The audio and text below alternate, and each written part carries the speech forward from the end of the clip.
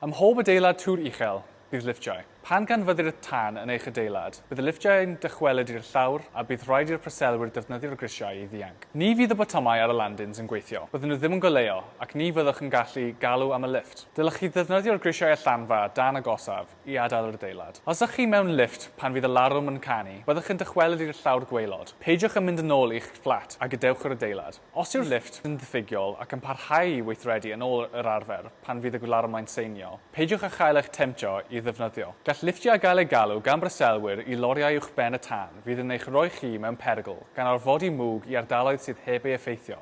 Hefyd, mae modd iddynt lenwi am mwg neu gael ei effeithio gan dan a pheidio â gweithio. Pan fydd un diffoddwyr tân yn cyrraedd, byddent yn cymryd rheolaeth o'r lifftiau i gludo offer y diffodd tân. Os na allwch ddianc heb defnyddio'r lifftiau, galwch 999 a rhowch wybod i ni lle rydych chi. Bydd ein gweithredwyr 999 yn aros ar y ffôn gyda chi i'ch cadw'n ddiogel. Cofiwch, mewn argyfwng ar bob adeg, defnyddiwch y grisiau. Bydda'n barod.